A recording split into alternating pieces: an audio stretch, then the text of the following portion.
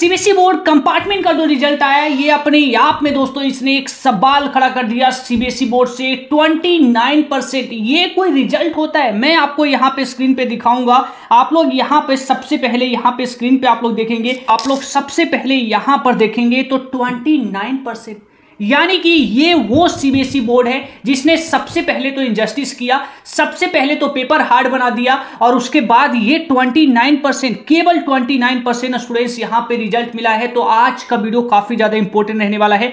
जो CBSE board ने injustice किया है, अब इसके बाद जो है अब आपको क्या करना चाहिए। काफी सारे स्टूडेंट्स यहाँ पे जो दुखी हैं, काफी सारे स्टूडेंट्स जो यहाँ पे सैड हैं अपने रिजल्ट को लेकर, अब उनके पास क्या ऑप्शन बचा है। तो आज की इस वीडियो में आपको एक दो नहीं, यहाँ पे जितने भी प्रॉब्लम है आप यहाँ पे जो है आपका फिर से यहाँ पे जो है आप एक सब्जेक्ट में रह गए हैं या फिर दो सब्जेक्ट में रह गए हैं, या फिर जो है इससे पहले ही जो है आप यहाँ पे इसेंशियल रिपीट में थे, या फिर जो है आपके अगेन कंपार्टमेंट है, या फिर इंप्रूवमेंट में मार्क्स नहीं बढ़ा है, तो अब आप यहाँ पे क्या करेंगे। या फिर जो है वो स्टूडेंट्स जो यहाँ पे पूछ रहे हैं कि 1 ईयर को कैसे बचा सकते हैं, NIOS के बारे में जो है आप लोग जानना चाह रहे थे। तो आज का वीडियो जो है पूरी कंप्लीट जो है आपको NIOS के बारे में डिटेल बता रहा होगा, कब इसका रजिस्ट्रेशन होगा, क्यों आपको जाना चाहिए, क्यों नहीं जाना चाहिए, क्या डिफरेंस होगा, क्या वैल्यू होगी, क्या इसकी वैल्यू सीबीएसई बोर्ड इतनी होगी, कितना फीस लगेगा, और पेपर यहां पर कब होगा, और रिजल्ट कब आएगा, और एडमिशंस क्या हो पाएगा, क्या सच में हमारा यहां पे जो 1 ईयर है, 1 ईयर जो है क्या यहां पे सच में हमारा बच पाएगा।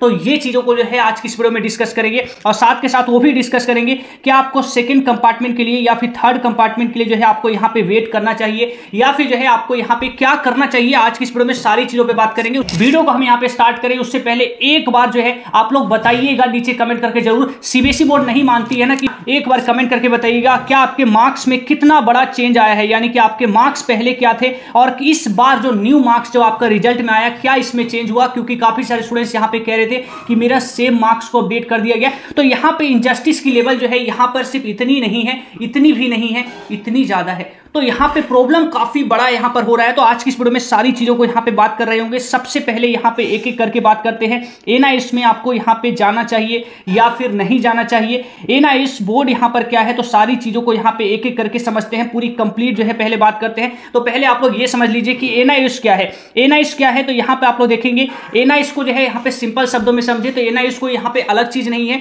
जिस तरीके से आपका यहां पे सीबीएसई बोर्ड है, जिस तरीके से जो है आपका यहां पे सीबीएसई बोर्ड है, सेम सीबीएसई बोर्ड की तरह जो है आपका NIOS बोर्ड भी है। तो आपको मैं यहां पे दिखा देता हूं। तो जैसे कि आप लोग को जो है यहां पे मैं आपको दिखाऊं तो सबसे पहले देखिए NIOS भी जो है आपका सेम सीबीएसई बोर्ड की तरह एक बोर्ड है। बस फर्क दोनों में क्या है, आपका सीबीएसई में और NIOS में फर्क क्या है। NIOS जो है बच्चों को डिस्टेंस में यहां पे पढ़ाई को ऑफर करता है, यानी कि सीबीएसई में आपको क्या होता है, सीबीएसई के जब आपने क्लासेस की है, आपने जब पढ़ाई की है तो आपको रोज स्कूल जाना पड़ता था, आपका एक फिक्स स्कूल था जहां पे आपको पढ़ना पड़ता था। लेकिन NIOS में क्या होता है, NIOS में डिस्टेंस तरीके से जो है यहां पे पढ़ाई करते हैं, आप जो है डेली रेगुलर स्कूल नहीं जाते हैं। दूसरा फर्क यह है कि सीबीएसई बोर्ड जो है यहाँ पे जो एग्जाम कराती है वो कैसे एग्जाम कराती है। सीबीएसई बोर्ड के स्टूडेंट्स सीबीएसई बोर्ड के एग्जाम में बैठ सकते हैं, लेकिन NIOS में और सीबीएसई बोर्ड में एक बड़ा डिफरेंस ये भी है कि NIOS से अगर आप यहाँ पे पढ़ाई कर रहे होंगे तो NIOS आपको अलाउ करता है कि आप यहाँ पे न्यूली, जिस तरीके से बाकी 10 एंड 12 के स्टूडेंट्स जो फ्रेश स्टूडेंट्स होता है, जो फ्रेश बैच होता है, वहां पे जो बच्चे पढ़ते हैं, सेम इस तरीके से फ्रेश स्टूडेंट्स जो है यहाँ पर आप लोग अपनी 10th की 12th की आप लोग पढ़ाई कर सकते हैं। इसके साथ साथ जो है NIOS आपको अलाउ करता है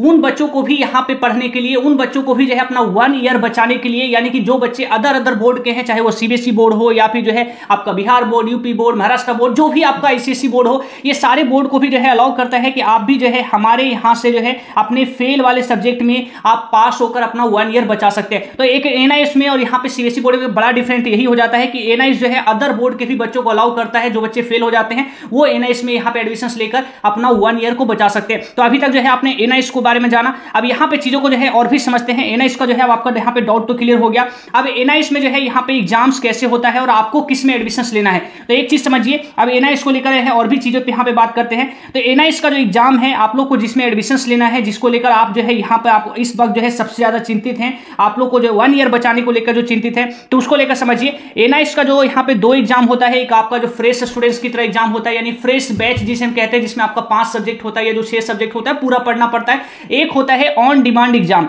ऑन डिमांड एग्जाम में वो बच्चे इनरोल होते हैं जो यहां पर एक सब्जेक्ट में फेल हो रहे होते हैं, 2 में फेल हो रहे होते हैं, 3 में फेल हो रहे होते हैं, 4 में फेल हो रहे होते हैं और अपना 1 ईयर को बचाना चाहते हैं, यानी अपना 1 ईयर को वो सेव करना चाहते हैं। वो बच्चे यहां पर पढ़ाई करते हैं। इनका एग्जाम जो है कब होता है, यानी कि ऑन डिमांड एग्जाम जो है कब कब होते हैं, किस किस मंथ में होता है और आप किस मंथ के लिए एलिजिबल है। तो इनका एग्जाम एक यहां पे अप्रैल में होता है, एक एग्जाम यहां पे मई में होता है, एक एग्जाम आपका अक्टूबर में होता है, एक एग्जाम आपका नवंबर में होता है।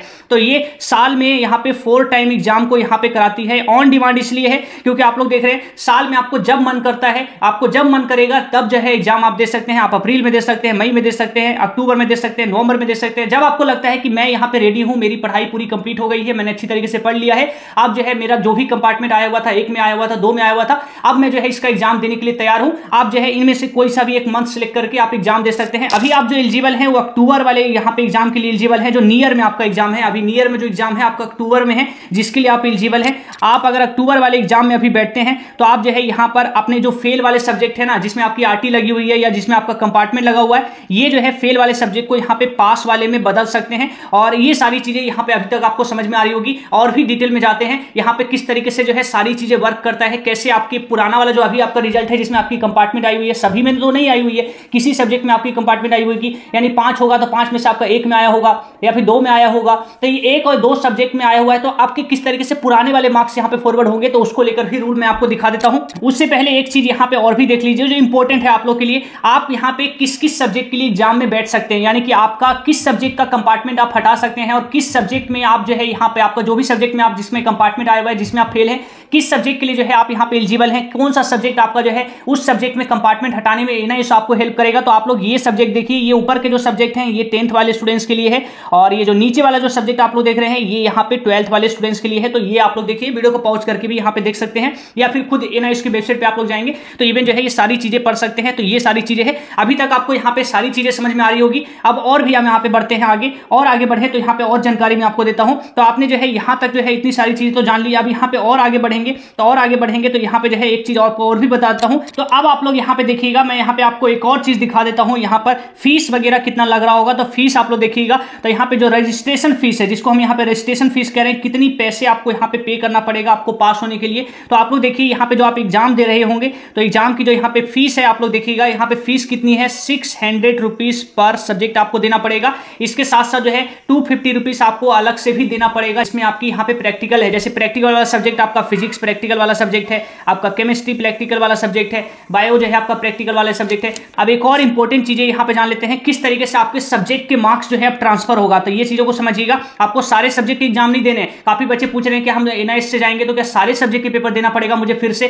तो ऐसा नहीं है, आपको कुछ ही सब्जेक्ट का पेपर देना पड़ेगा। तो इनका जो है एक सर्कुलर है, मैं आपको सर्कुलर दिखाता हूं। इस सर्कुलर में यहां पे क्या कह रहे हैं, तो यहां पे जो है सर्कुलर में आप यहां पे देखिए 2.2 जो है एनआईएस के सर्कुलर में देखिएगा। तो एनआईएस का जो है रूल क्या कहता है, कितने सब्जेक्ट का पेपर देना पड़ेगा, तो ये चीजें समझिए। ये कह रहे हैं कि मैक्सिमम जो है हम यहां पे 2 सब्जेक्ट के मार्क्स को जो है आपको यहां पे क्या करेंगे, उसको फॉरवर्ड करेंगे, कैरी फॉरवर्ड करेंगे। जैसे मान लिया जो है आप यहां पे सीबीएसई के स्टूडेंट्स है, आपका जो है सभी सब्जेक्ट में आरटी नहीं है, केवल आपकी कुछ ही सब्जेक्ट में आरटी है, 1 में हो सकता है, किसी का 2 में हो सकता है। तो मान लिया आपका जो है यहां पे मान के चलता हूं कि आपका जो है यहां पे एक सब्जेक्ट में आरटी है, एक सब्जेक्ट में आरटी है, आपके पास टोटल थे 5 सब्जेक्ट, यानी कि एक सब्जेक्ट में आरटी है, तो इसका मतलब 4 सब्जेक्ट में आप क्या है, पास है। तो एनआईएस यहां पे क्या कहता है, एनआईएस कहता है कि आप जो है यहां पे मैक्सिमम जो है बात करें तो 2 सब्जेक्ट के मार्क्स को यहां पे ट्रांसफर करवा पाएंगे, जिसको यहां पे क्रेडिट यहां पे कहा जा रहा है कि क्रेडिट ट्रांसफर यहां पे कहा जा रहा है। मैक्सिमम 2 सब्जेक्ट का ही जो है आप यहां पे क्रेडिट ट्रांसफर करवा पाएंगे। जैसे मान लिया आपके पास जो है यहां पे 5 सब्जेक्ट है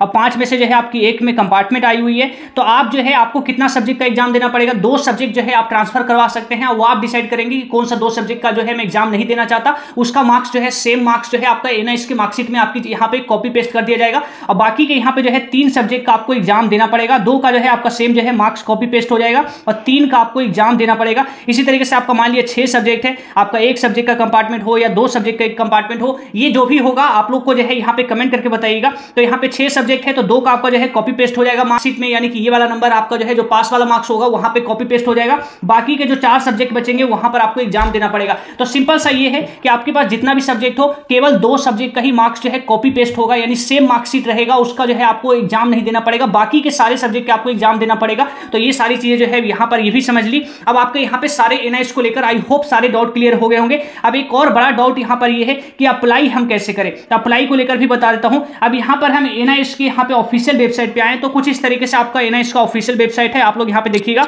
यहाँ पे सिंपली आप लोग यहाँ पे आएंगे तो आप लोग यहाँ पे देखेंगे एक ऑप्शन आपको मिल रहा है ऑन डिमांड एग्जामिनेशन का। इस पे जैसे ही क्लिक करेंगे तो यहाँ पे देखेंगे फॉर्म जो है यहाँ पर ओपन है आपके अक्टूबर वाले एग्जाम के लिए। अक्टूबर वाले एग्जाम के लिए जो है यहाँ पे फॉर्म ओपन है, यहाँ पे 10th के लिए ओपन है और यहाँ पे साथ के साथ जो है 12th वाले स्टूडेंट्स के लिए भी जो है यहाँ पे फॉर्म ओपन है। तो जैसे ही जो है यहाँ पे यानी कि एडमिशंस वाले में यहाँ पे ऑन डिमांड यहाँ पे देखेंगे, ऑन डिमांड जो है यहाँ पे फॉर्म आपकी यहाँ पे जो है आपका ओपन है। यहाँ पे जुलाई से सितंबर तक जो है यहाँ पे फॉर्म भरी जा रही है। तो ये देखिए कुछ इस तरीके से यहाँ पे फॉर्म जो है यहाँ पे ओपन हो गया, जहाँ पे आपको अपना स्टेट यूटी डालना है। तो जैसे कि यहाँ पे सिंपली जो है मैं कुछ भी डालता हूँ, जैसे कि यहाँ पे मैं चलिए यहाँ पे दिल्ली डाल रहा हूँ। आइडेंटिटी टाइप आपके पास जो भी डॉक्यूमेंट है आप लोग यहाँ पे जैसे आधार नंबर है आधार डालिएगा, उसके बाद आधार नंबर आपको यहाँ पे डालना है। उसके बाद जो है कि आप NIST का जो है यहाँ पे पहले से ही NIST के आप लोग NIST से में पढ़ाई कर रहे हैं तो यस या नो। तो जैसे कि आप जो है NIST से आपने पहले पढ़ाई नहीं की है तो आप नो डालेंगे। इसके बाद जो है आप यहाँ पे किस क्लास के लिए अप्लाई करना चाहते हैं, सेकेंडरी आपका 10th हो गया और सीनियर यहाँ पे 12th हो गया। तो आप 10th के लिए एग्जाम देना चाहते हैं या फिर 12th में अपनी कंपार्टमेंट को हटाने के लिए एग्जाम देना चाहते हैं, जैसे 12th में देना चाहते हैं तो 12th आप लोग इंटर करेंगे।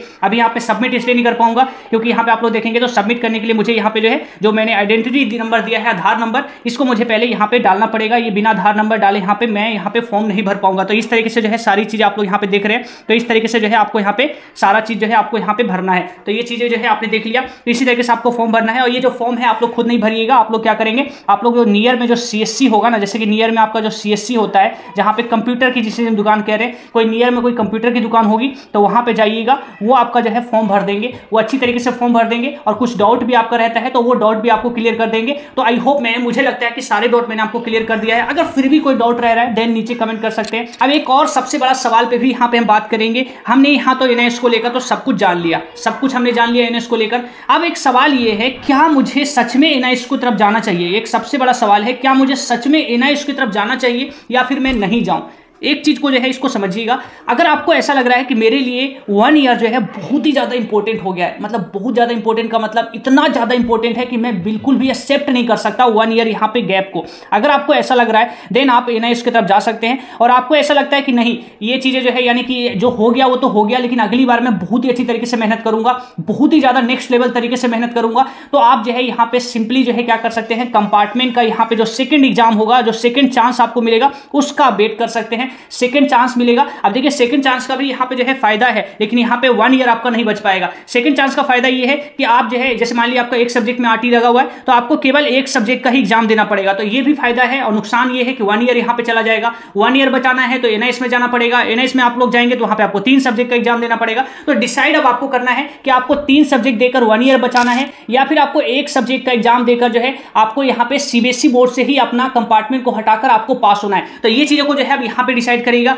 वैल्यू को लेकर मैं आपको अगेन कहूंगा तो वैल्यू दोनों की ही इक्वल है, दोनों की ही वैल्यू इक्वल है। तो ऐसा कुछ नहीं है कि किसी की वैल्यू ज्यादा है किसी की वैल्यू कम है। एक बार मैं आपको फिर से यहाँ पे दिखाता हूँ, वैल्यू को लेकर आपके अंदर सवाल होगा तो वैल्यू को लेकर यहाँ पे सवाल के बारे में जो है आपको मैं यहाँ पे दिखाता हूँ। जैसे कि यहाँ पर आप लोग देखिएगा तो ये जो वैल्यू को लेकर आपके अंदर जो सवाल है ना, तो वैल्यू को लेकर भी सवाल यहाँ पे क्लियर कर देते हैं, कोई डाउट ना रहे। मैं चाहता हूँ कि आपके अंदर सारी चीजें जो है फेयर तरीके से जो है आपके अंदर हो, कोई डाउट ना रहे। तो NIST बोर्ड आप लोग देखेंगे तो ये NIST बोर्ड जो है यहाँ पे विकास मंत्रालय MHRD यानी कि गवर्नमेंट के यहाँ पे अंडर में आता है। तो ऐसा कुछ नहीं है कि ये गवर्नमेंट से बाहर है। NIST एक गवर्नमेंट ऑथराइज यहाँ पे बोर्ड है जो यहाँ पे रन कर रही है, जो अंडर यहाँ पे गाइडेंस जो रन हो रहा है वो गवर्नमेंट के यहाँ पे रन हो रहा है, गवर्नमेंट के अंडर गाइडेंस में रन हो रहा है। तो इसकी वैल्यू भी इक्वल है जितना अब बाकी बोर्ड की या सर्टिफिकेट की वैल्यू होती है, तो वैल्यू दोनों की ही इक्वल है। तो ये चीजें भी जो है आप लोग यहाँ पे देखिएगा। और आखिर में मैंने आपको बता दिया, अब आपको डिसाइड करना पड़ेगा कि आप क्या करना चाहते हैं। आप अपने यहाँ पे 1 ईयर को देख रहे हैं या फिर जो है आप यहाँ पे 3 सब्जेक्ट का एग्जाम देकर NIST एग्जाम को क्लियर करके 1 ईयर में ही आपको इसी ईयर में जो है सारा चीज आपको यहाँ पे क्लियर करना है। एक चीज और मैं यहाँ पे भूल गया, एग्जाम और रिजल्ट को लेकर भी आपको बताता हूँ। तो एग्जाम रिजल्ट को लेकर भी क्लियर करता हूँ। अगर आप NIST एग्जाम यहाँ पे देते हैं तो अक्टूबर में आप यानी कि अभी एग्जाम भरेंगे तो आप अक्टूबर वाले के लिए एलिजिबल हैं। तो अक्टूबर में मान लिया आप एग्जाम देते हैं तो आपका रिजल्ट जो है 45 डेज में आएगा, 45 डेज में आएगा। तो ये चीजों को थोड़ा माइंड में रखिएगा, NIST में जाने से पहले ये चीजों को माइंड में रखिएगा। 45 डेज में आपका रिजल्ट आएगा, यानी कि सिंपली समझ के चले, सिंपल शब्दों में डायरेक्टली बात करें तो अक्टूबर में एग्जाम आप देंगे। तो अक्टूबर से 45 डेज कितना होता है, अक्टूबर से नवंबर 1 महीना हो गया, और यहाँ पे 15 महीना और, यानी कि अक्टूबर से नवंबर यानी कि मिड नवंबर या फिर दिसंबर में आप लोग का रिजल्ट आने वाला है। तो ये चीजों को भी जो है थोड़ा माइंड में रखिएगा, दिसंबर में जाकर आपका रिजल्ट आएगा। और आई होप यहाँ पे ना इसको लेकर आपका सारा डाउट क्लियर हो गया होगा, और जो भी सवाल और रहता है तो नीचे कमेंट करके बताइएगा, मैं आपको वो डाउट भी क्लियर कर दूंगा।